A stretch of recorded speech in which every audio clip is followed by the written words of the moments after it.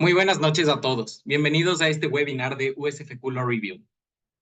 Esta noche nos acompañan los profesores Osvaldo Santos e Íñigo de la Maza y nos hablarán sobre el daño moral contractual, un tema que todavía no ha sido del todo desarrollado en nuestro país. En esta ocasión, los ponentes harán un análisis sobre la manera en que se ha abordado y desarrollado esta materia en el derecho ecuatoriano y en el derecho civil chileno.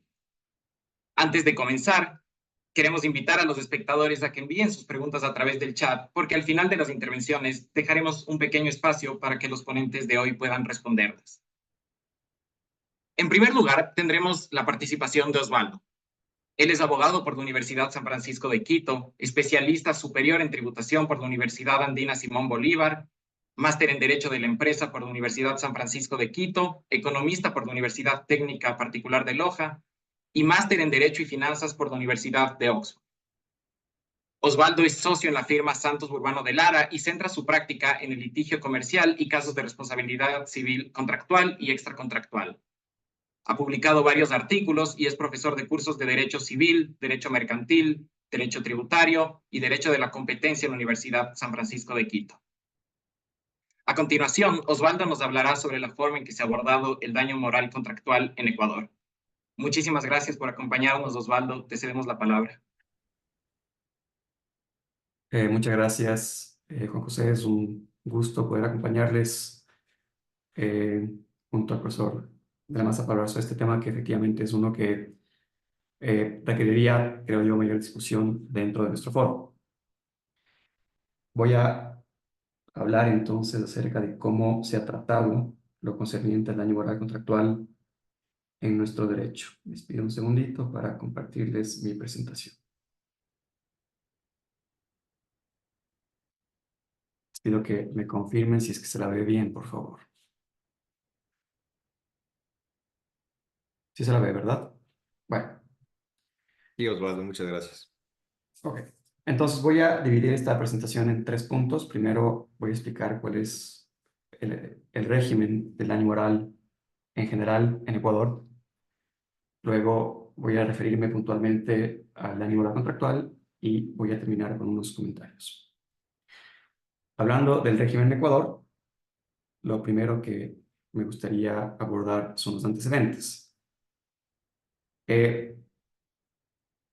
La primera reforma legislativa relacionada con el daño moral fue publicada en 1970 y permitía obtener una reparación por perjuicio moral en caso de imputaciones injuriosas.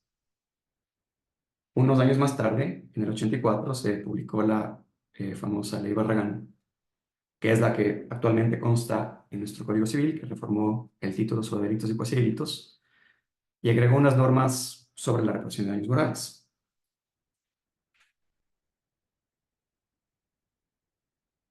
Dice entonces nuestro Código Civil que la reparación por daño moral procede cuando se encuentre justificada por la gravedad particular del perjuicio sufrido y de la falta. Y nuestra jurisprudencia, haciéndose eco de lo que dice esa norma, ha dicho que esta reparación por daño moral aplica en casos realmente graves. ¿Qué es lo que ha dicho nuestra jurisprudencia sobre la finalidad de esta acción de daño moral? Pues hay varias sentencias que han enfatizado que esta acción de daño moral tiene un carácter resarcitorio y no punitivo. En otras oportunidades se ha enfatizado el estricto carácter de reparación que tiene y que, en consecuencia, no se busca imponer un castigo al ofensor ni enriquecer a la víctima. Advertía también la ex primera sala de lo civil y mercantil de la Corte Suprema que esta acción de daño moral no podía convertirse en un filón de enriquecimiento.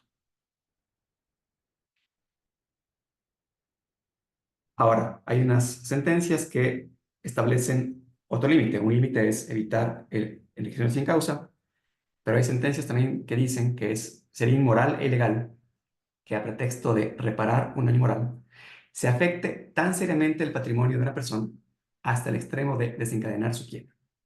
Entonces, por un lado, debe evitarse un enriquecimiento sin causa.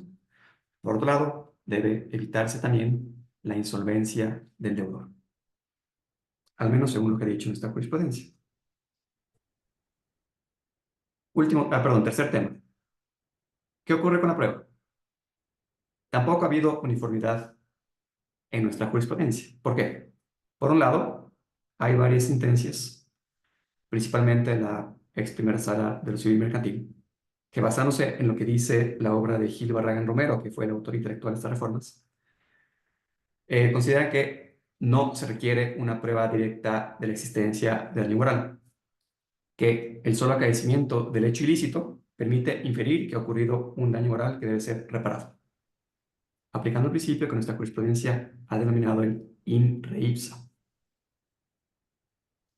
Ahora, hay otras sentencias más recientes que, en cambio, han dicho que la existencia del daño moral sí forma parte del tema de prueba. Entonces, por ejemplo, en la sentencia que ven en pantalla, se dijo que el demandante debe probar que el hecho que provocó el daño le produjo un sufrimiento, dolor o angustia psicológica. El último tema que me gustaría tratar dentro de esta exposición tan breve del daño moral tiene que ver con la cuantificación, porque sin duda esto ha sido lo más polémico. La parte final del artículo 2232 indica que la cuantificación de la reparación queda a prudencia del juez. Y este ha sido un serio problema. ¿Por qué? Porque, en mi opinión, esto ha traído como consecuencia que se genere mucho ruido. ¿Qué entendemos por ruido? Pues tomando una definición de Kahneman, Sibon y Sunstein en el libro que ven en pantalla. El ruido es la variabilidad de juicio indeseada. El hecho de que dos casos idénticos reciban reparaciones por daño moral dispares sin justificación alguna. Entonces, vemos que hay casos en donde se concede reparaciones exorbitantes. Un ejemplo es el de la condena que se impuso a Banco Pichincha en un juicio iniciado por Rafael Correa hace ya algunos años. Y un caso más reciente, de autoría de Wilman Terán, con cuya suerte todos estamos familiarizados, que impuso una condena por casi $2 millones a Banco Pichincha a título de una reparación de daño. Ese es un extremo. Estas son decisiones, son aberraciones, son casos inusuales. ¿Qué ocurre, sin embargo, por regla general? Que las condenas suelen ser mucho más limitadas. Hay como comentario adicional, llama la atención poderosamente que la Corte Constitucional decidió no admitir a trámite la acción extraordinaria de protección que se presentó en contra de la sentencia que condenó al Banco Pichincha a pagar estos $2 millones, a pesar de que la Corte, según entiendo, ha mantenido una línea de que los daños inmateriales tienen que ser reparados con una cantidad de $5.000. Bueno, lo que ocurre por regla general es que las reparaciones por daño moral suelen ser mucho, pero mucho más modestas. Por ejemplo, en el caso que ven en pantalla, se concedió a una persona que fue víctima de mala práctica médica una reparación de $5.000, a pesar de que, según entiendo, las secuelas le duraron de por vida. Hubo otro caso en el que se concedió a una persona que fue privada indebidamente de su libertad una reparación por daño moral de $6.665. Y hay más casos. Por ejemplo, hay uno en el que a una víctima de atropellamiento, mejor dicho, perdón, a la cónyuge supérstite de una víctima de atropellamiento, se concedió una reparación por daño moral de $5.000. Como podemos ver, en la aplicación de este régimen existe muchísima variabilidad que es indeseada.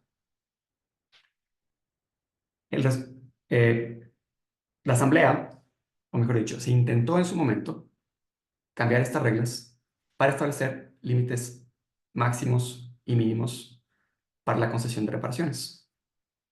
En su momento se buscó que las condenas por daño moral no pudieran ser inferiores a 10 salarios mínimos ni superiores a los 100 salarios mínimos. Pero esta reforma no prosperó. ¿Por qué? Porque la Asamblea dijo que para otorgar una reparación justa es necesario que el juez pueda analizar los elementos objetivos y relevantes del caso que está conocido. Entonces, tal vez para resumir, ¿qué es lo bueno del actual sistema de reparación que establece nuestro Código Civil? Que permite al juez analizar las circunstancias particulares del caso. Lo malo, sin embargo, es que genera esta variabilidad indeseada, este ruido, y que también puede ayudar a disimular decisiones arbitrarias o fraudulentas.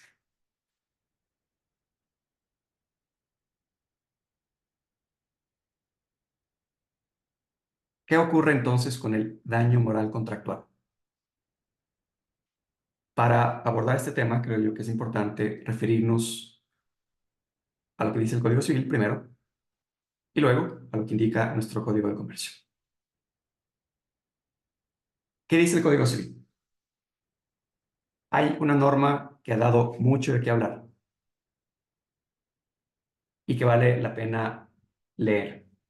Bueno, el artículo 1572 dice: la indemnización de perjuicios comprende el daño emergente y el lucro cesante, ya provengan de no haberse cumplido la obligación, o de haberse cumplido imperfectamente, o de haberse retardado el incumplimiento. Exceptúanse los casos en que la ley la limita al daño emergente. Y ahora fijémonos en el tercer inciso, que fue agregado por la ley Barragán. Exceptúanse también las indemnizaciones por daño moral determinadas en el título 33 del libro cuarto del Código. En mi opinión, a pesar de que esta norma sin duda podría haber estado mejor redactada, lo que se buscó con ella es limitar la reparación por daños morales únicamente a la responsabilidad extracontractual y excluirla de la responsabilidad derivada del incumplimiento de un contrato. ¿Por qué? Fijémonos en lo que dice la exposición de motivos de la ley Barragán. El legislador en su momento lo que dijo es que las normas del Código Civil sobre delitos y cuasidelitos tenían un vacío legal porque no se referían sino a la reparación de daños patrimoniales. Y en esta reforma, que se refiere exclusivamente a delitos y cuasidelitos, la primera norma es la que limita la aplicación del daño moral únicamente al título 33 y le excluye de la reparación en caso de incumplimiento de una obligación contractual. Como mencioné, el autor de esta reforma fue Gil Barragán Romero, que en su obra dice: la causa eficiente de un daño moral es un delito cuasi-delito. Y revisando la obra de este autor, se llega a la conclusión de que él era de la opinión que únicamente cierto tipo de hechos ilícitos civiles podían dar lugar a este tipo de daño. Es cierto que hay opiniones muy autorizadas que consideran que esa no es la forma correcta de interpretar el artículo 1572. Me parece, sin embargo, que si es que tomamos en consideración todas estas circunstancias, resulta claro que el legislador buscó que estas normas sobre la reparación de daño moral apliquen únicamente en el contexto de delitos o cuasidelitos. Ahora, lo curioso es que, a pesar de lo que dice el Código Civil, hay varias sentencias que han concedido reparaciones por daños morales contractuales. Por ejemplo, Morales contra ENSA Airport Services o el caso de Aguirre contra Bloom, que consistió en qué cosa. Una mujer demandó a su médico, a su ginecólogo, porque el médico no le informó sobre un virus que ella tenía, que eventualmente trajo consigo la muerte de su hijo recién nacido. La Corte Nacional le concedió a esta demandante una reparación de $25,000, pero sin hacer alguna referencia a los alcances del artículo 1572. Hay incluso laudos arbitrales que han concedido reparaciones por daño moral, el famoso laudo Gente Oil, en donde el tribunal concedió una reparación por $400,000 a la compañía demandante, pero nuevamente sin hacer alguna referencia a este inciso tercero del artículo 1572. El caso más famoso seguramente sea el de Hotel Boulevard contra L'Homme d'Hotel, en donde la Corte Nacional concedió una reparación por daño moral por el incumplimiento de un contrato de operación hotelera, y hay más casos. Sin embargo, la constante, como les digo, es que no he encontrado yo un análisis puntual sobre este tercer inciso del artículo 1572, y sin duda sería deseable que nuestra jurisprudencia se refiera a eso. Para resumir, mi opinión es que el Código Civil no permite reparar daños morales que provengan del incumplimiento de un contrato, a pesar de lo cual encontramos algunas sentencias que han concedido estas reparaciones sin detenerse a analizar lo que dice el Código Civil. Ahora, ¿qué pasa con el Código de Comercio? Este código está vigente desde mayo de 2019 y que es una ley muy problemática que tiene... hay muchos temas sobre los que se podría comentar. Bueno, tiene una norma con relación a la reparación de daños y perjuicios que debemos analizar, que es el artículo 347. Esta norma indica que la indemnización de daños por incumplimiento del contrato comprenderá el valor del daño emergente y del lucro cesante. No encontré yo en el trámite legislativo de esta ley alguna referencia a la necesidad de reparar daños morales. Y bueno, lo que llama la atención es que esta ley claramente está inspirada, entre otros cuerpos normativos del derecho comercial transnacional, en los principios de UNIDROIT. Y el artículo 742 de los principios expresamente contempla la posibilidad de reparar daños no pecuniarios. Entonces sí llama la atención que en los 4 años que estuvo este proyecto en la Asamblea no se haya hecho alguna referencia a si es que convenía o no reparar daños morales. O al menos yo no he encontrado esas referencias.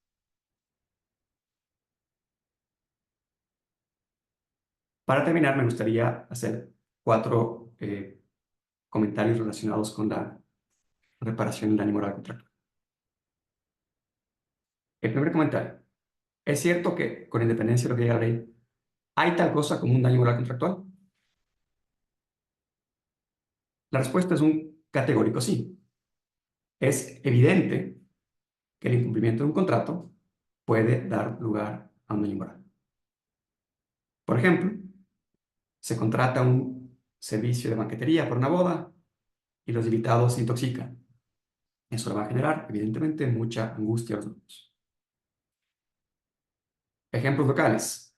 Cuando un paciente de diálisis se contagia con SIDA al momento de recibir una transfusión de sangre. Es un incumplimiento contractual que también provoca muchas angustias. Vamos a un caso más extremo, el de la mala práctica médica. Es evidente que en casos como estos, el componente no patrimonial puede ser muchísimo más importante que cualquier componente patrimonial. Ahora, lo que es importante enfatizar es que, a pesar de que sea clarísimo que un incumplimiento contractual puede provocar daño moral, no hay que confundirse, porque el análisis de si ese daño moral es resarcible es diferente. Puede existir un daño sin que la legislación permita que ese daño sea reparado. Segundo tema relacionado. ¿El daño moral es necesariamente extracontractual? ¿Por qué hago referencia a este punto? Porque lo he visto muchísimo en la práctica y especialmente en el contexto del arbitraje. Por ejemplo, Daniela Páez, en este muy buen artículo en el que trata lo relativo al daño moral contractual en Ecuador, se refiere a un caso arbitral en que el tribunal dijo, cuando nos referimos a un reclamo por daño moral, ese reclamo es de carácter extracontractual. Y como ustedes conocen, en materia de arbitraje, el que un reclamo sea contractual o sea extracontractual es muy relevante porque los requisitos para someter a arbitraje una disputa en uno y en otro caso son muy diferentes. Mi opinión es que este es un error. No es cierto que el daño moral por su naturaleza, sea necesariamente esta contractual.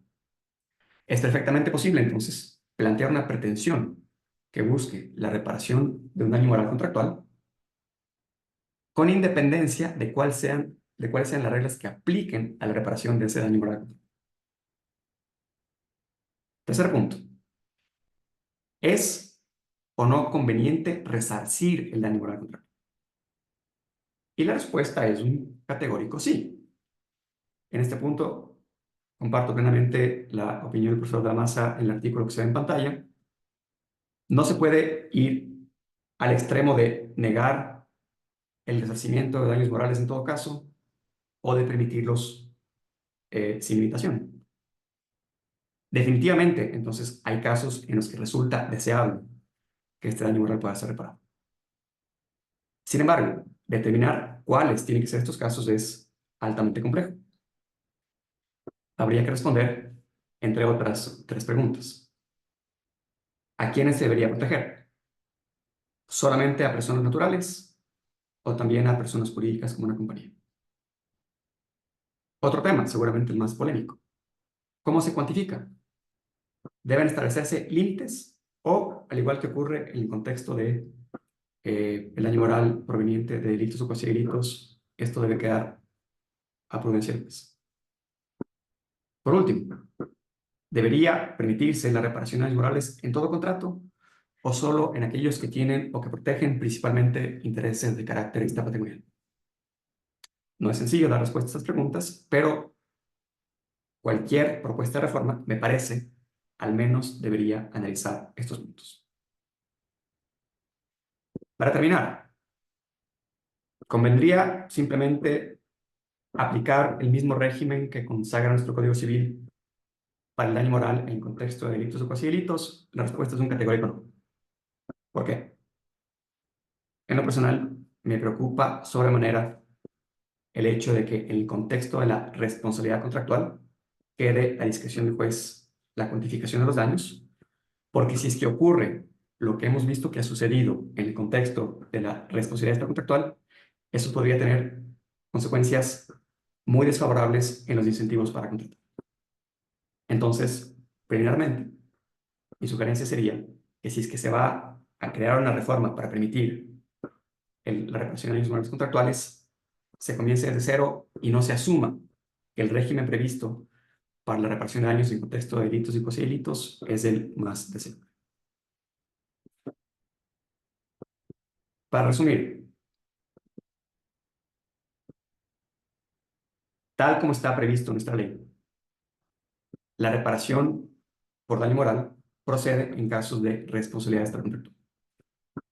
Y lamentablemente, lo que ha demostrado la aplicación práctica de estas reglas es que ha habido muchísimo ruido, muchísima variabilidad injustificada e indeseada al momento de cuantificar esas reparaciones.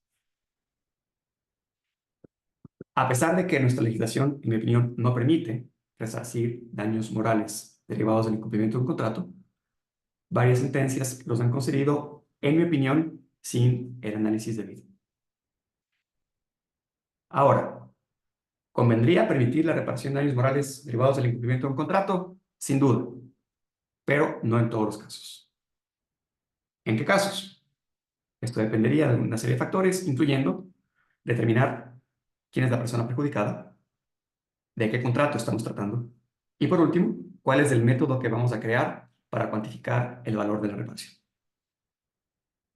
Como expliqué, mi opinión es que sería un grave error tomar sin más las reglas que están en la actualidad en el Código Civil, especialmente por los efectos que generaría el que los jueces en ejercicio de su discreción consideran reparaciones que no tienen fundamento alguno. Con eso termino. Les agradezco mucho.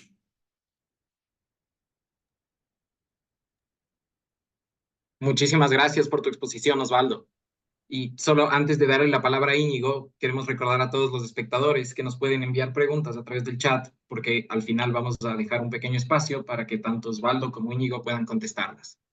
Y ahora le damos la palabra a Íñigo de la Maza. Íñigo es licenciado en Ciencias Jurídicas por la Universidad Diego Portales, máster en Ciencias del Derecho por la Universidad de Stanford y doctor en Derecho por la Universidad Autónoma de Madrid. Íñigo trabaja como consultor jurídico independiente, ha participado en varios proyectos de investigación y es autor de múltiples libros y artículos. Además, es profesor de cursos de Derecho Civil, Derecho Comercial y Análisis Económico del Derecho en la Universidad Diego Portales. A continuación, Íñigo nos hablará sobre la forma en la que se ha tratado al daño moral contractual en Chile. Sin más, Íñigo, te cedemos la palabra. Bueno, mis primeras palabras son de agradecimiento para el Law Review, entre otras varias razones, porque no siempre se aprende de las exposiciones que se escuchan, pero en mi caso he aprendido y he aprendido mucho de la correctísima exposición del profesor Santos, de manera que agradezco eso. Mi segundo comentario, entrando ya en materia, es que veo que como en otras cosas, aquí estamos separados por el mismo código, porque la situación en Chile respecto del daño moral es extremadamente distinta a la que ha relatado el profesor Santos respecto de Ecuador. Yo comenzaría por un apunte empírico. Cualquiera que haya litigado lo suficiente en Chile, cualquiera que haya resuelto suficientes casos como juez o como jueza, debería llegar a la conclusión de que es infrecuente que en una demanda por responsabilidad contractual no se solicite la indemnización del daño moral. Y esta yo creo es una cuestión clave para pensar la responsabilidad contractual. Solemos afirmar, a veces apoyándonos en la ética nicómaco de Aristóteles, que la función de la responsabilidad es reparatoria. Se trata de restituir aquello que el incumplimiento contractual privó a la parte. Pero desde luego, eso no es totalmente correcto, porque si es verdad, como sucede en Chile y en otras partes del mundo, esto se da paso en España, en Francia, en Italia, en fin, que el daño moral es bastante ubicuo en el derecho de contrato, entonces quiere decir que la función de la responsabilidad civil no es solo reparatoria. Porque aquí podemos detenernos un momento. Una peculiaridad que tiene el daño moral, ¿no? Un invitado relativamente reciente a la responsabilidad civil, es que resulta extremadamente incómodo para ella. Y resulta extremadamente incómodo porque en la responsabilidad civil lo que se trata, en general, es de reparar. Pero cuando se concede daño moral, conceptualmente no es posible una reparación que resulte exacta. Y no es posible por una razón sencilla, y es que resulta inconmensurable aquello que se va a reparar con aquello con lo que se procura reparar. Esta quizás sea una forma algo enigmática de decir las cosas, pero basta que consideren cuánto cuesta la vida de su hermana, de su hijo, de su padre, cuánto cuesta perder su pierna derecha, que su mano quede para siempre imposibilidad, etcétera, y entonces van a entender lo que quiero decir. Tenemos este invitado incómodo, el daño moral y la responsabilidad contractual. En Chile, diría yo, hemos pasado por tres etapas en el daño moral contractual. Hay una primera etapa de un disciplinado rechazo que se mantiene desde que entra en vigencia el Código Civil que compartimos hasta alrededor de mediados del siglo XX.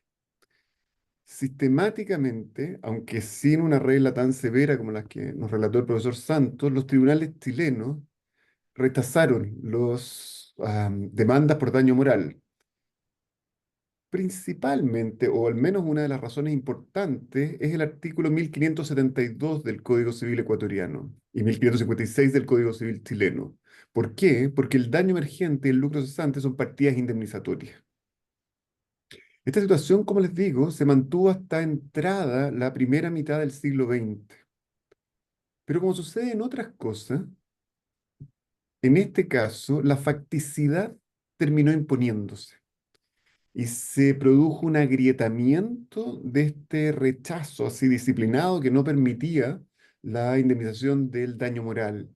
Y de pronto, en sentencias que trataban de casos particularmente dramáticos, los jueces comenzaron a concederlo. Por ejemplo, en un caso donde los empleados de la estación ferroviaria intentaron ayudar a una persona que se subiera en movimiento al tren. La persona cayó y el tren le cercenó las piernas.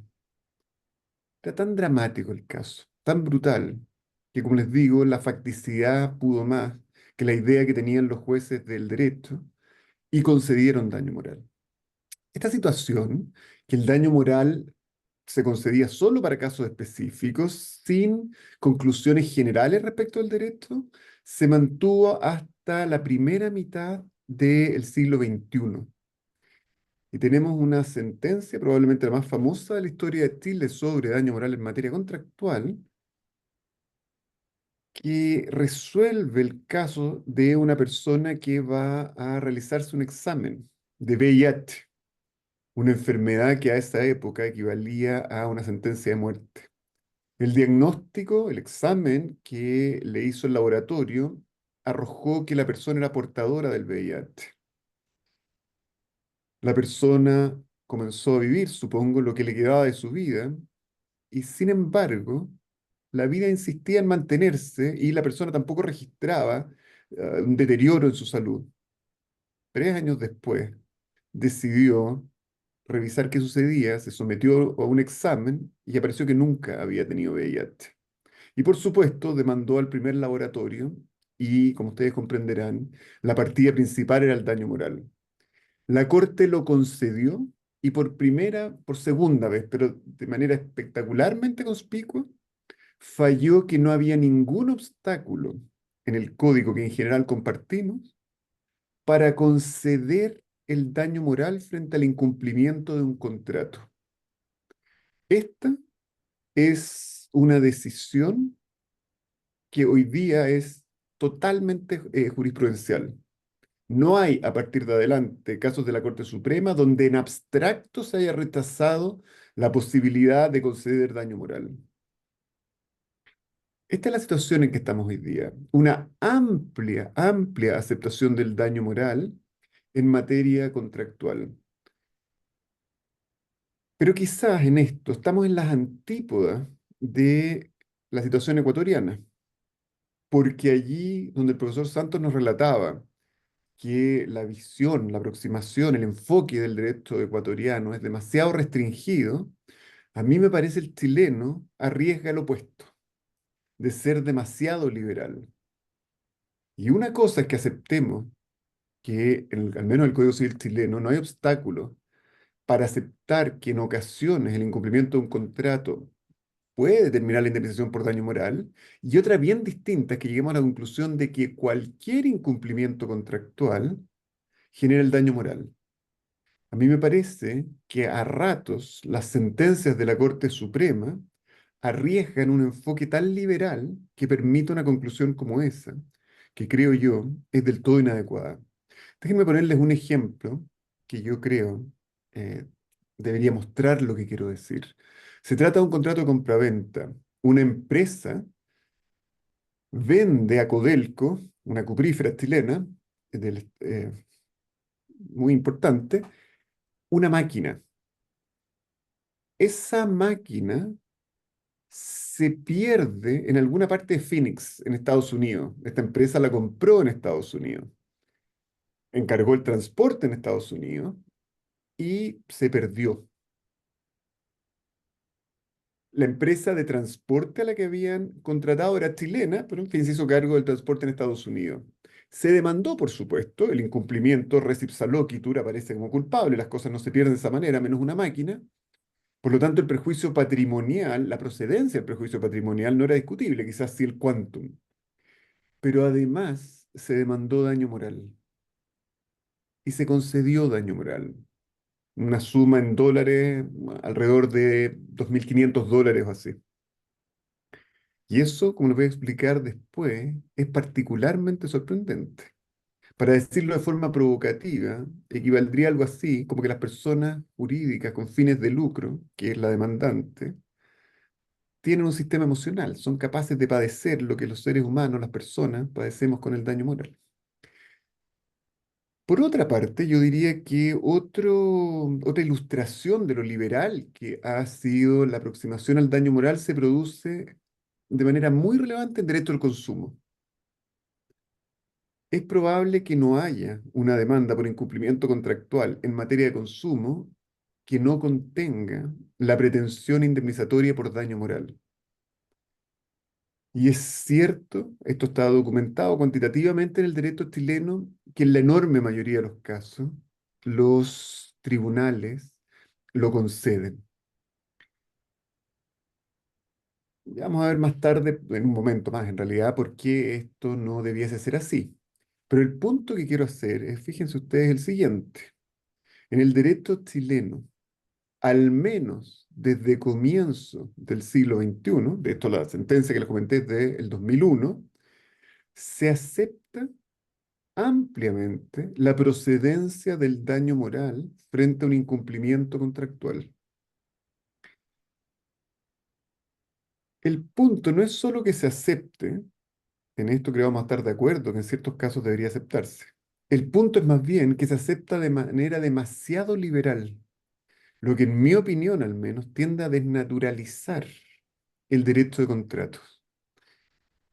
Bajo esas condiciones, en ese escenario, el esfuerzo que se ha hecho en Chile, ¿no? Otros con más talento, pero yo también, es, digámoslo así, un intento de domesticación de esta partida indemnizatoria que ingresó a horcajada al derecho y de una manera acaso algo violenta, ¿no?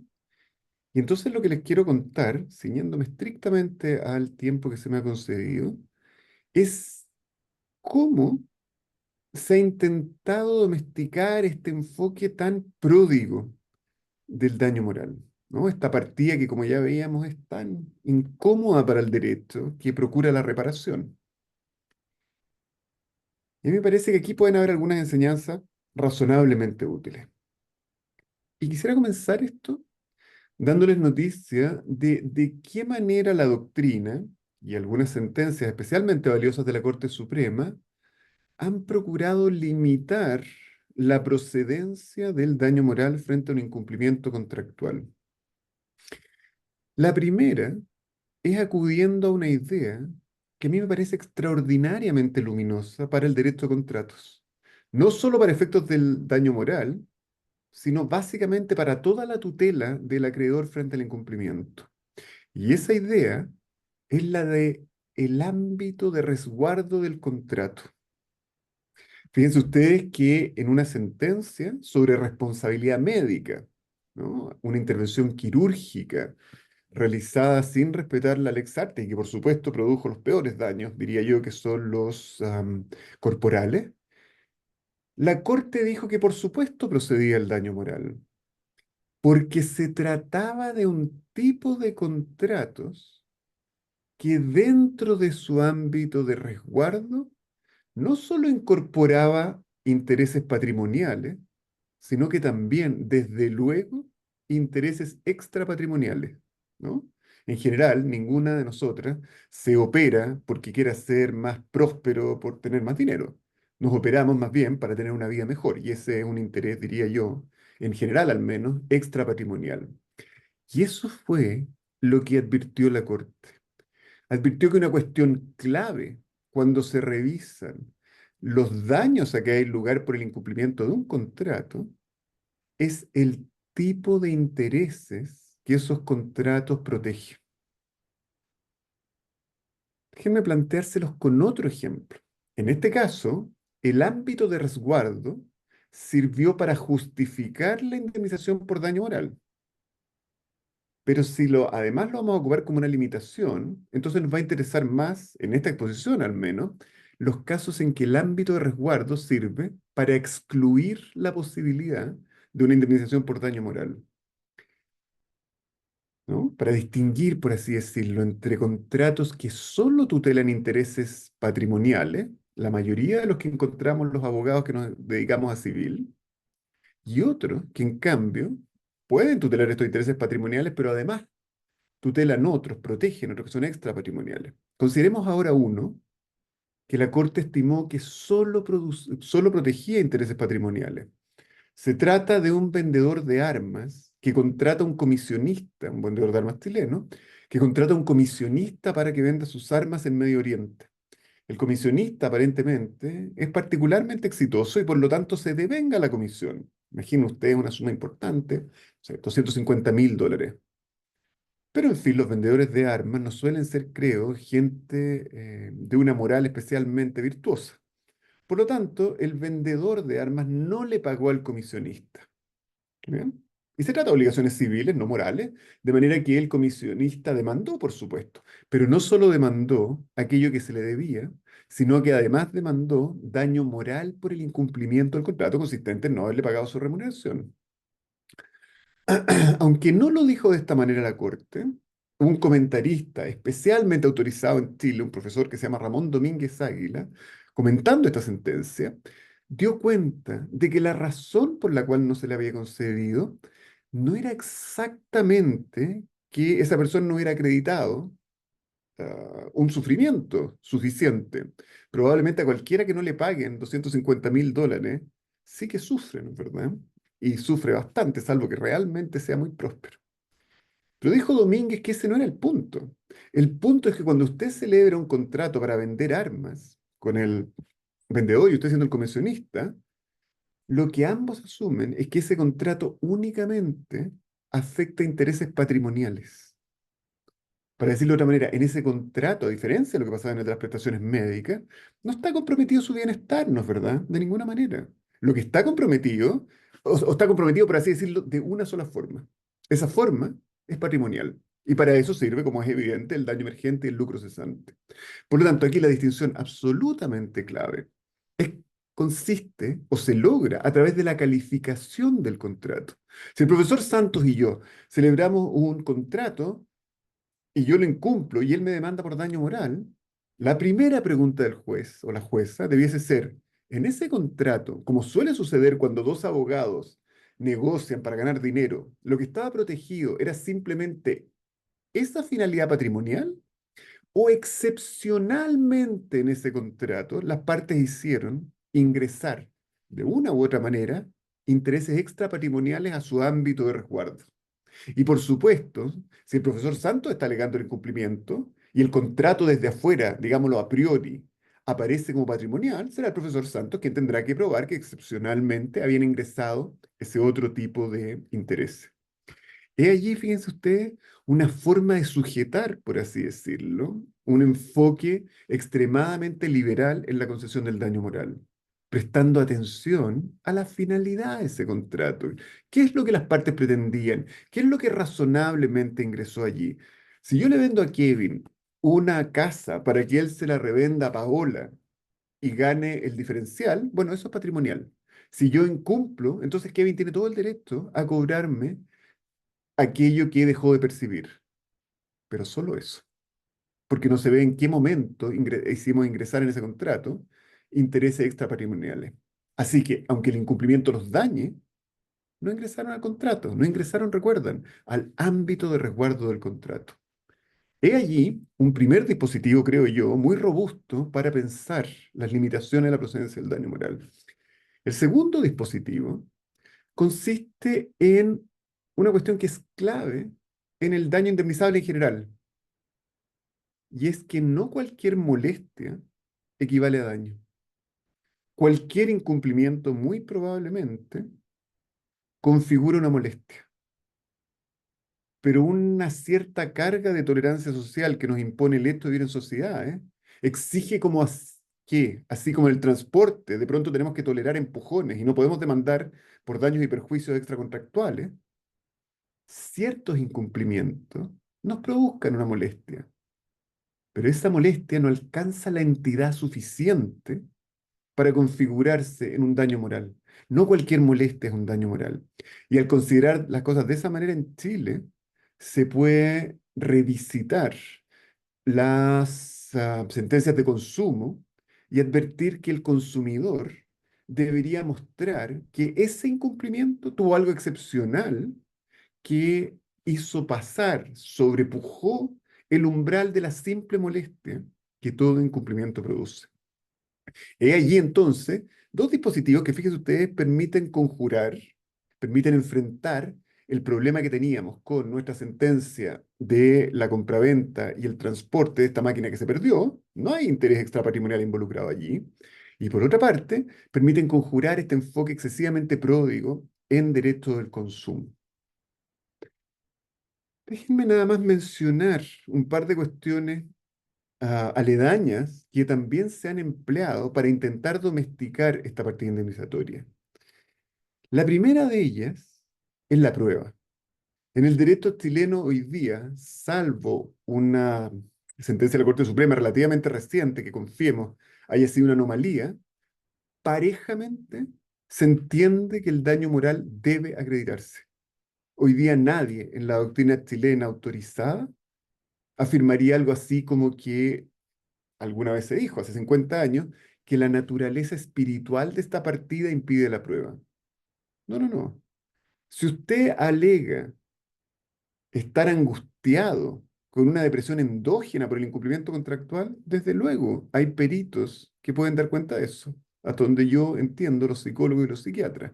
Si usted alega el enorme dolor que le produjo un accidente, bueno, una especialidad de la medicina tiene que ver el dolor, ¿no? Ahora, esto no significa, por supuesto, que cuando las cosas no son menos dramáticas, usted no pueda acudir con cierta flexibilidad a otros medios de prueba como las presunciones y los testigos.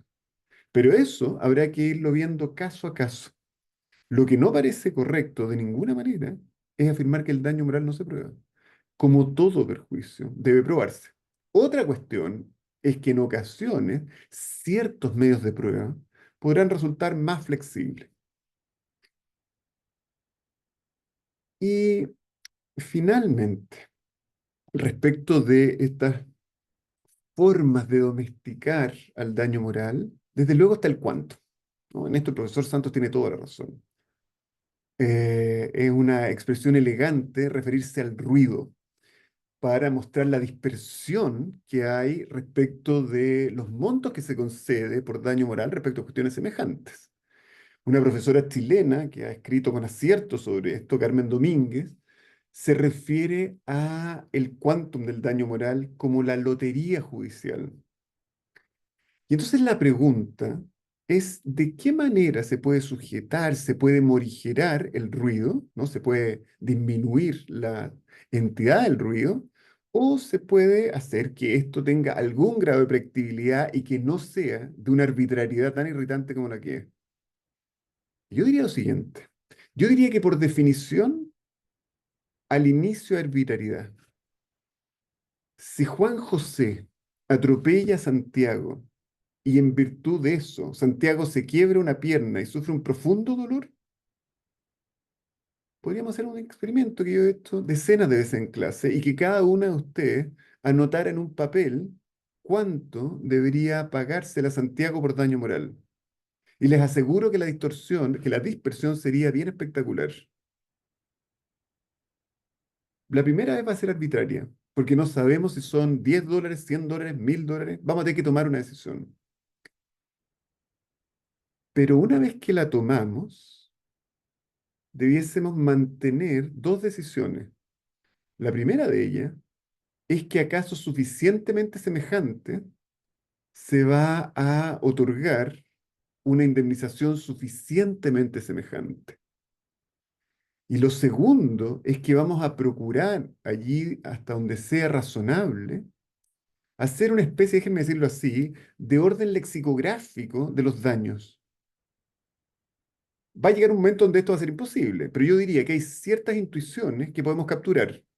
Si a Santiago se le pagaron $1000 porque se le quebró una pierna, entonces parece insólito que a una persona que se le murió un hijo, por ejemplo, se le pague la misma cantidad.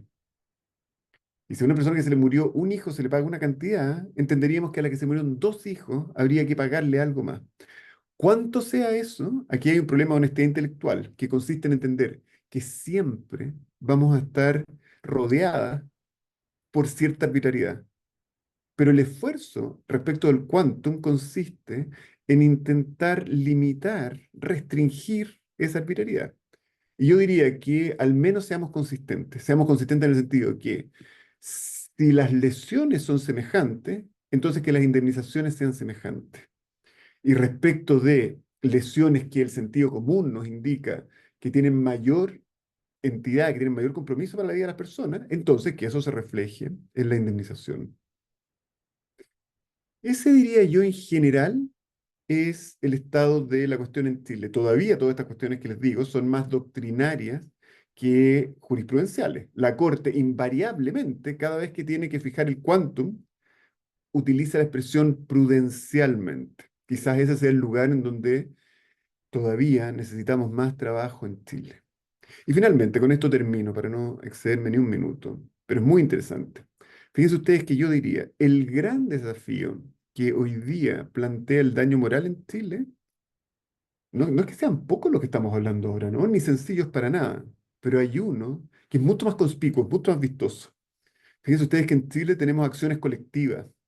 Hace un par de semanas, un temporal dejó sin luz en Santiago, la capital, a cientos de miles de personas. Bajo el derecho chileno, se puede demandar colectivamente a las distribuidoras de electricidad. Piensen que hubo personas que tuvieron 7 días sin luz, 8, 9, 10 días. Ustedes comprenderán que en general eso produce un daño moral. Bueno, las acciones colectivas permiten demandar el daño moral. Pero ¿quién demanda? El Servicio Nacional del Consumidor, alguna asociación de consumidores, demanda por todos y todas, ¿no es verdad? Es decir, demanda por 600.000 personas, 700.000, 1.000.000 o las que sean. Y ahora consideren esto. Voy a demandar por 700.000 personas y el quantum, ¿no? El monto del daño moral que al profesor Santos y a mí antes nos parecía, digámoslo así, intelectualmente seductor, cómo sujetarlo, cómo determinarlo, hoy día se torna en Chile absolutamente perentorio. Porque una cosa es que ustedes digan para esa persona que sufrió el daño, van a ser $1.000. Pero ahora multipliquen $1.000 por 600.000. Y pregúntense cuántas empresas en Chile o en Ecuador son capaces de soportar una indemnización por daño moral. Todavía falta el patrimonial y todavía faltan las multas. Esta, diría yo, en Chile es la frontera salvaje del daño moral y probablemente lo más sugerente en términos intelectuales que está sucediendo y en términos prácticos también. Desgraciadamente les puedo contar por qué es interesante, pero no cómo se va a resolver, porque aún no tenemos ninguna sentencia de la Corte. Así que eso lo tendremos que ver. Y con eso concluyo para que tengamos espacio para preguntas y lo que ustedes quieran comentar.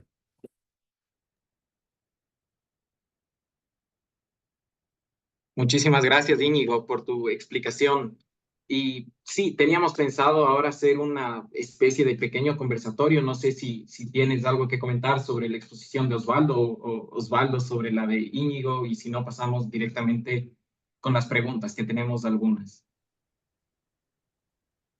Bueno, mantengamos el orden, ¿no? Yo primero escucho a Osvaldo.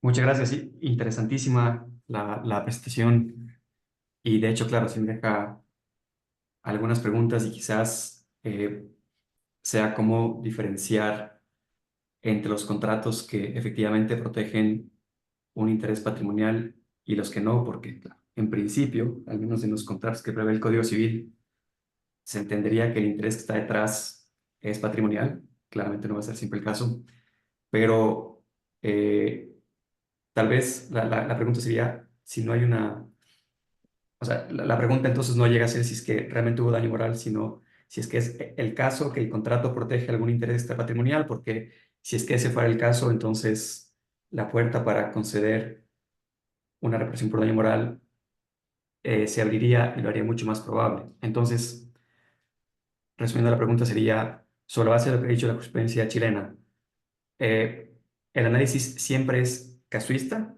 para determinar si es que en un caso concreto hay intereses también patrimoniales o existen quizás ciertos estándares o ciertos parámetros que sean generalmente aplicables. Bueno, esa es una pregunta, Osvaldo, extremadamente inteligente, ¿no? Porque una cosa es decir con toda elegancia y soltura que vamos a distinguir entre los patrimoniales y los extrapatrimoniales, con lo cual uno queda muy bien. El problema es cuando te dicen, bueno, muy bien, estamos de acuerdo, pero ¿cómo va a distinguir? ¿No? Y esa es tu pregunta. A ver, ¿qué diría yo? Mira, yo diría primero que, no obstante que esa es la pregunta efectivamente y es la pregunta desafiante, es muy importante el dispositivo, ¿no es verdad? porque te permite formular la pregunta que tú has hecho y una vez que ya te formulaste la pregunta, a mí me parece que ganaste muchísimo, porque mejoras el nivel argumentativo de la sentencia. En el Claro. derecho, digamos, en el ámbito chileno, y yo sospecharía que en el ecuatoriano no es muy distinto, no siempre las sentencias argumentan de una manera que nos resulte persuasivo aquello que deciden. Y por lo menos la distinción exige argumentar, ¿no es verdad? Entonces, ¿cuál es mi punto? Tú dices, y yo estoy perfectamente de acuerdo contigo, que en general los contratos del Código Civil tienen, digámoslo así, un sabor más patrimonial, ¿no?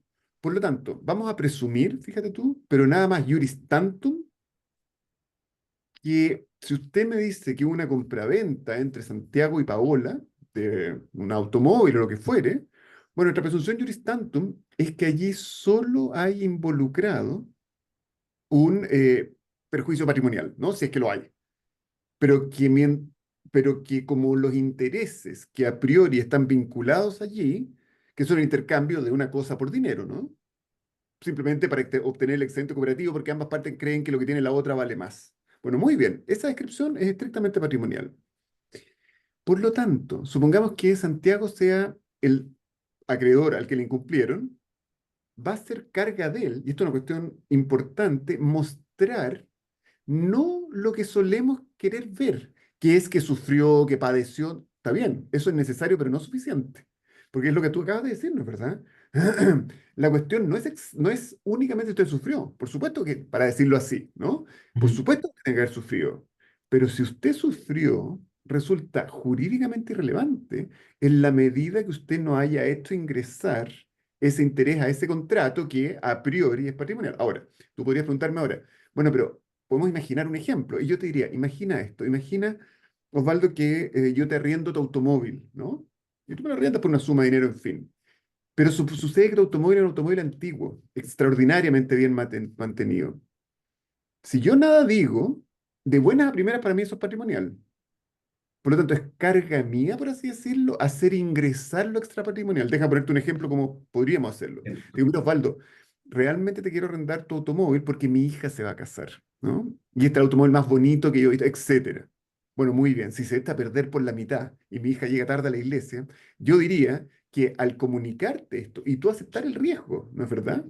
Porque tú mira, perdona, tú podrías decirme, mira, lo que pasa es que con esto que acabas de hacer ingresar al contrato yo estoy asumiendo más riesgos. Por lo Ujú. tanto, esos riesgos reflejémoslos en el precio, ¿no? Entonces, mi punto es que, para ir a otra parte de tu pregunta, es que, por supuesto, es casuístico, pero la belleza del dispositivo es que permite esta discusión que estamos teniendo, que considerar las cosas así súper agregadas no la permite y lo que en cambio posibilita es un uso extremadamente arbitrario del derecho de contrato que confunde lo moral con lo jurídico, ¿no? Que eh, produce redistribución de los más ricos a los más pobres, de los más pobres a los más ricos, etcétera. Y está muy bien, pero el derecho de contratos, creo yo, no es la herramienta para hacer eso, ¿no? Entonces, el solo hecho, Waldo, que permita, que en algún sentido exija esta argumentación, a mí me parece extremadamente valioso. Clarísima la respuesta, muchísimas gracias. Y no sé si usted tiene alguna consulta acerca de cómo funciona el régimen en Ecuador. Tengo una, Waldo, porque lo tuyo fue extremadamente claro. Y en algún sentido, la situación de Ecuador, como es un rechazo, ¿no? Es más sencilla, me parece a mí, de explicar que la chilena que está como más fluida. Pero mi pregunta es, los tribunales que fallaron concediendo daño moral, según la regla que yo pude ver, o sea, fallaron palmariamente contra derecho, ¿no? Por lo tanto, mi pregunta es, ¿se hacen cargo de esto? Dicen, mire, fallamos contra derecho, pero en fin, o simplemente fallan contra derecho. A ver, es una muy buena pregunta. Eh, Usualmente lo que ocurre es que estas decisiones, o resulta difícil someter a escrutinio estas decisiones y no se puede saber si es que en realidad la cuantificación obedece a lo que el juez sinceramente consideraba que era necesario para reparar a la víctima o si es que existen intereses de otra naturaleza detrás. Por estos dos casos puntuales que mencioné, que son los más llamativos, no ha habido consecuencias, sin perjuicio de que el juez involucrado en la segunda decisión que mencioné, la de la condena por $2 millones, ahorita por hechos no relacionados, esté enfrentando responsabilidad de carácter penal. Pero sí, el resumen es que definitivamente, mi opinión es, los jueces no tienen incentivos suficientes para motivar adecuadamente las decisiones en lo que concierne a la cuantificación del daño, y ese debe ser el origen de la arbitrariedad que se puede encontrar en algunos casos, y es algo que debería corregirse. Totalmente. Muchas gracias. Esa es la duda que yo tenía. Con todo gusto. Si les parece bien, ahora tenemos algunas preguntas, tanto para Osvaldo como para Íñigo, y procedo a leerlas. Esta es para Osvaldo. Y nos dicen, si bien el último inciso del artículo 1572 podría tener una prohibición de indemnizar el daño moral contractual, ¿no se podría entender que este último inciso fue derogado tácitamente por la Constitución del 2008, que contiene el principio de reparación integral? Sí, buena pregunta. Yo pensaría que no. O sea, y eso tiene que ver con el alcance del principio de la reparación integral. Y el punto es que esa misma reparación está sujeta a ciertos límites que indiscutiblemente aplican. Por ejemplo, el límite de la mitigación de los daños, el límite de la culpa compartida, el límite de la previsibilidad del daño, de modo que no se resarce sino por daños previsibles, algo que exista dolo.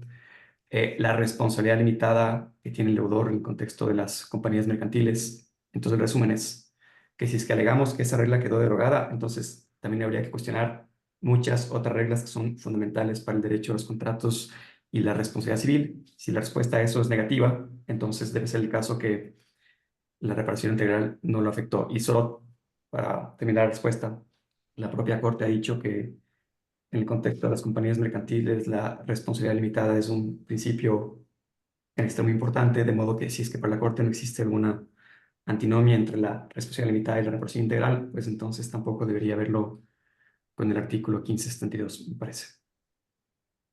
Muchísimas gracias. Ahora tenemos una pregunta para Íñigo y es, ¿cómo es la valoración de la prueba del daño moral en la jurisprudencia chilena? Ok, perdón, voy a decir solo una cosa que no me aguanto la tentación de añadir algo a los Osvaldo, que no hay nada, o hay pocas cosas que han sido peor entendidas que la reparación integral, me parece a mí, porque fíjense que no el código que compartimos dice que solo se indemnizan los daños previsibles, ¿no es verdad? Si la reparación integral fuera de esa manera, entonces ahora se repararían los previsibles y los imprevisibles. Pero en fin, dicho eso, ¿cómo se... A ver, esa es una buena pregunta y enfrenta, sin embargo, una buena respuesta el obstáculo de que nuestros tribunales supremos fallan muchas cosas que no siempre tienen jurisprudencia, y por lo tanto es difícil responder como si fuera la Corte Suprema estadounidense de qué es lo que hace, ¿no? Mi respuesta tendría que ser, bueno, depende de la época, depende de la sala de la Corte, etcétera.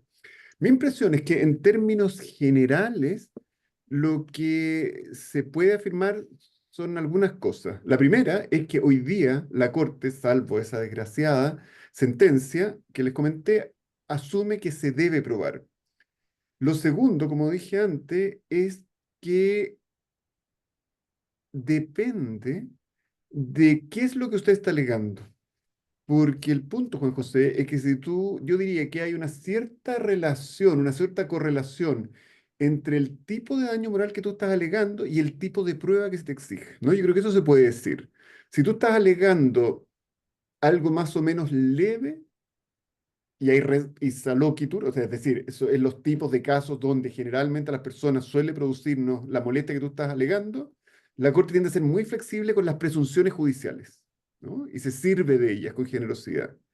Pero tendencialmente al menos, cuando se trata de daños mucho más severos, exige un medio de prueba que, si es que está disponible, ¿no es verdad? Que sea susceptible para acreditar eso. Por ejemplo, un informe psiquiátrico, ¿no? Eso lo tengo en la memoria porque un par de sentencias han dicho, mire, usted alega, qué sé yo, por decirte cualquier cosa, que el hecho de que no le hayan entregado a tiempo el refrigerador que usted compró lo sumió en la depresión. Bueno, bien, pero es que sucede que para eso no son suficientes los dos testigos que presentó, ¿no? Si usted lo que está alegando es una depresión y está alegando $50.000, por lo pronto tendría que demostrarnos que en la compra de un computador, de un refrigerador, el ámbito de resguardo comprende eso. Pero en segundo lugar, tendría que demostrarnos con una prueba que fuere proporcional a lo que está pidiendo. Eso te diría. Y todavía voy a añadir una cosa más, ¿no? Y perdonen que sea tan vago, pero es difícil en cortes como las nuestras ser más preciso. No es extraño que la Corte emplee la prueba para sacudirse el daño moral cuando en realidad cree que está fuera del ámbito de resguardo. Pero para no referirse al ámbito de resguardo y no complicarse la vida, dijo, lo que señala en cambio es, usted no probó el daño. También lo hace con las personas jurídicas, ¿no? Para no decir que no procede respecto a las personas jurídicas, dice no se probó. Pero claro, no se probó, es peligroso porque, entonces procede. El problema es que no se probó. No, el punto es que no procede. ¿Bien? Muchísimas gracias, Íñigo. Ahora tenemos una pregunta para los dos. Y nos preguntan, ¿qué relación tiene el daño moral contractual con la doctrina del incumplimiento eficiente? En este sentido, ¿los daños punitivos pueden ser una alternativa que brinde más certeza a las partes? ¿De acuerdo? Eh, Oh, perdón. Íñigo, no sé, por favor, No, no, usted. no, no, no, por favor, Osvaldo, tú. Claro, a ver, yo diría que la relación en principio es tenue porque la idea que está detrás del incumplimiento eficiente es que lo que más se valora no es tanto el cumplimiento de la palabra empeñada, sino conseguir el resultado más eficiente, y eso a veces se consigue incumpliendo el contrato con el acreedor principal y solo reparando lo que el acreedor habría obtenido si el contrato se hubiera cumplido. O sea, dejando otro más igual, el hecho de que la legislación permita la reparación de daños morales trae como consecuencia que el espacio para que exista un incumplimiento eficiente sea más bajo. Esa sería la respuesta. Y con respecto al tema de la función que cumpliría una condena por daños punitivos, a ver, creo que en su esencia sería diferente una reparación por daño moral, porque una condena por daños punitivos tiene un componente punitivo, como dice su nombre principal, y no tanto de compensar un mal causado. Entonces, lo que se busca con esta condena principalmente es disuadir cierto tipo de conductas que se consideran indeseables, más que dar algún grado de satisfacción a la víctima. Y como último comentario, si la pregunta es si convendría incluir un régimen de daños punitivos en Ecuador, creo que la respuesta sería un categórico no. Fijémonos en lo que pasó en el caso Chevron. A pesar de que el Código Civil no permite daños punitivos, eso no fue obstáculo para que un juez de primera instancia imponga una condena de creo que 9.500 millones de dólares por ese concepto. Eh, claro, Osvaldo ya dijo casi todo, ¿no? Así que tengo que imaginar algo que no repita lo que dijo bien. A ver, bueno, a ver, la primera es que el incumplimiento eficiente, claro, es una cuestión, quizás la primera pregunta que habría que hacerse es, ¿el incumplimiento eficiente es algo que tiene cabida en nuestros derechos?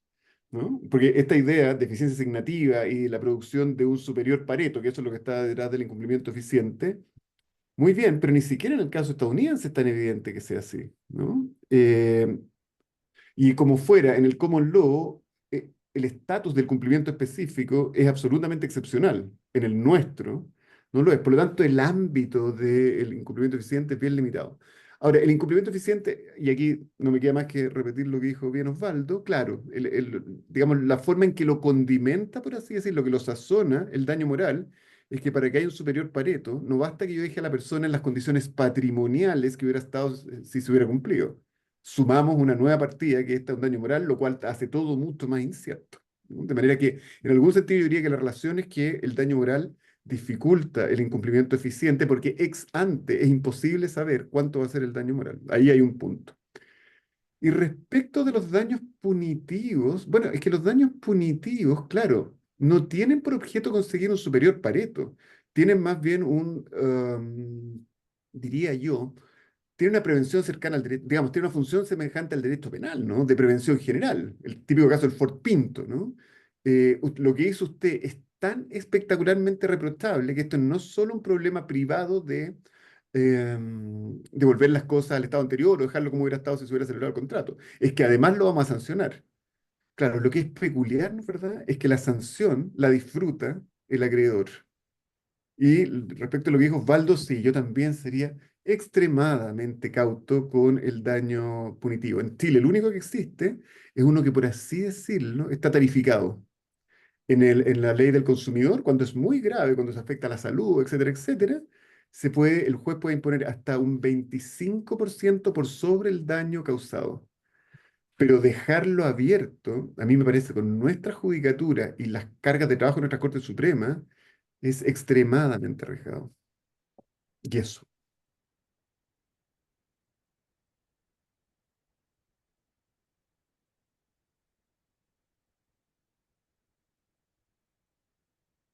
Creo que algo pasó con la conexión de Juan José. Ahí está. No, pero ahí volvió Juan José, salvo que tienes que ponerle eso.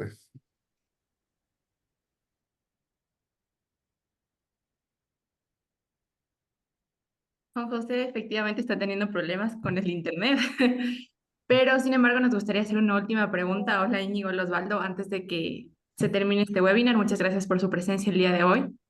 Y la pregunta es la siguiente. En un contrato donde se ha pactado una cláusula penal que incluye la sanción por daños morales derivados de un posible incumplimiento contractual, ¿qué criterios deberían considerarse para asegurar que dicha cláusula sea válida y que no sea susceptible de ser moderada o declarada nula por un juez, especialmente en los términos de proporcionalidad y previsión de daños morales?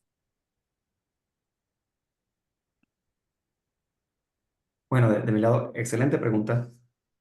Y creo que al menos desde el punto de vista del derecho ecuatoriano, a ver, lo primero sería analizar si es que es cierto que el Código Civil limita el resarcimiento de daños morales a la responsabilidad extracontractual. Mm. Asumiendo que la respuesta fuera sí, la segunda pregunta sería si es que esa es o no una cuestión de orden público, de modo para determinar si es que es posible que se incluya dentro del ámbito de la cláusula penal.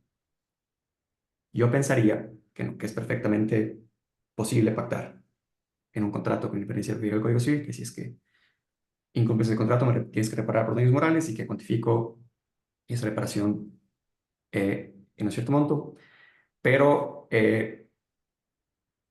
claro, encontrar una forma de redactar el contrato para asegurarnos que no habrá alguna forma de impugnar la validez de esta cláusula es algo de lo que no estoy seguro. Sin embargo, me inclinaría a pensar que una estipulación así tendría que ser válida. Pero no sé qué opina usted, Íñigo, si es que si fuera el caso que la ley prohíbe la reparación de daño moral, ¿sería una materia disponible o si es que sería una cuestión de orden público que impediría configurar Mm. el contrato para contemplarlo? No, claro, yo pienso, Waldo, pero digamos, ahora, simplemente sacándolo acá, ¿no? Que es muy buena la pregunta. Yo pienso que el riesgo que tiene eso es una forma más o menos evidente de eludir la prohibición legal, ¿no? Y si ese fuera el caso, habría objeto ilícito. Pero por sobre todo, mi pregunta sería por qué en Chile esa cláusula sería, creo yo, muy útil, porque lo que haría una de las principales funciones de la cláusula penal, que es evaluar aquellos perjuicios que resultan ex ante inciertos, ¿no? Y el daño moral siempre es incierto. Por lo tanto, en Chile sería espectacular. Pero en Ecuador, la pregunta sería, ¿por qué haríamos algo como eso si la cláusula penal, salvo que sea enorme, ¿no es verdad? Quizás sería una forma, porque esa podría ser otro problema, que es una forma de eludir la enormidad de la cláusula penal, decir, mire, esta cláusula penal va por daños patrimoniales y esta otra va por daños morales. Y con eso eludo el duplo en las obligaciones de dinero. Y ahí a mí me parece que de nuevo eso sería un fraude a la ley, ¿no? Pero si no fuera el caso, mi pregunta sería, ¿por qué en Ecuador tentar de esa manera los tribunales cuando me basta que esa misma cantidad que estoy poniendo, cifrarla nada más en daños patrimoniales en la cláusula penal, ¿no? Salvo, como digo, que quisiera eludir la cuestión del duplo en el inciso primero, el artículo 1544, que no sé cuál es el de ustedes, ¿no? Pero, en fin, si hubiera alguna buena razón, yo diría que en la medida que se acepte que está prohibido, tengo más bien la opinión de Osvaldo, ¿no? Que habría un problema objeto ilícito. Claro, y podría prestarse una duda sobre el fraude a la ley. Estoy completamente de acuerdo. Y para concluir, tenemos una última pregunta y es, ¿qué parámetros podemos fijar para la cuantificación del daño? ¿A través de baremos o qué sugerencia podrían darnos? Si tú quieres, Osvaldo, yo contesto primero esta porque estoy más Por cercano, sí. ¿no? Mira, a ello diría Juan José lo siguiente: los españoles, tú sabes, han baremado el daño moral por accidentes de circulación. En Chile, la Universidad de Concepción ha creado un baremo que, por así decirlo, donó a la Corte Suprema respecto a accidentes del trabajo que es un baremo inductivo, o sea, a partir de las sentencias de la Corte Suprema, ¿no? De los últimos, del último siglo, han intentado ordenarla y establecer un baremo. Me parece lo siguiente, me parece que teniendo en cuenta que por definición el daño moral no puede reparar exactamente, porque es inconmensurable lo que se repara con aquello con lo que se repara, ¿no? La idea de cuánto cuesta perder una pierna, no cabe otra que intentar objetivarlo de una manera. Ahora la pregunta es, ¿cuán preciso tiene que ser ese baremo? ¿No? ¿Cuán desagregado tiene que ser ese baremo? Ok, si yo pierdo una pierna y supongamos que la baremamos en $5.000 y luego Osvaldo pierde la suya, ¿son los mismos $5.000? ¿O vamos a abrirnos a que Osvaldo pueda mostrar por qué en su caso, por ejemplo, porque él era maratonista o lo que fuese? ¿No? Yo diría que la verdad está en medio acá. Tenemos que tender a la objetividad, pero dejar cierta flexibilidad para que condiciones particulares de las partes nos permitan jugar un poco con el baremo, pero será carga de las partes mostrar, en este caso Osvaldo, que él sale del baremo hacia arriba, ¿no? Mi impresión así es que por ahí vienen las cosas. O sea, uno, vamos hacia el baremo, deberíamos ir hacia el baremo, porque el límite de la reparación, que es lo propio de lo patrimonial, aquí no lo tenemos, ¿no es verdad? Es conceptualmente imposible. Entonces, para evitar arbitrariedades, intentemos hasta donde sea posible tratar las cosas semejantes, de semejante manera.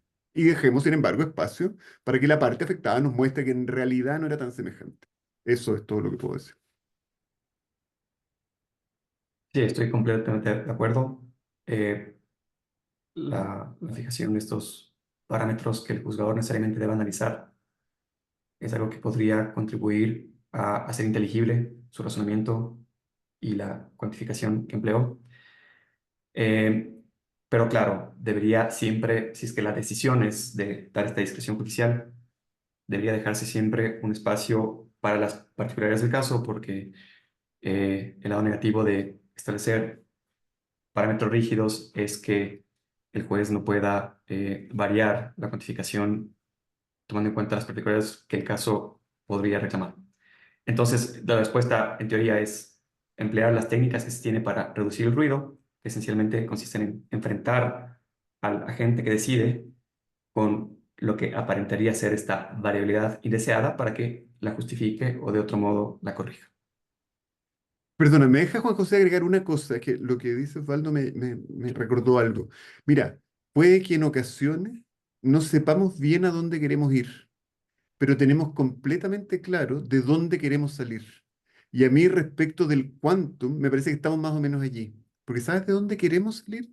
Queremos salir de sentencias donde el tribunal de segunda instancia deja el daño moral en $5.000 y la Corte Suprema prudencialmente lo baja a 500. Y eso es lo único que dijo.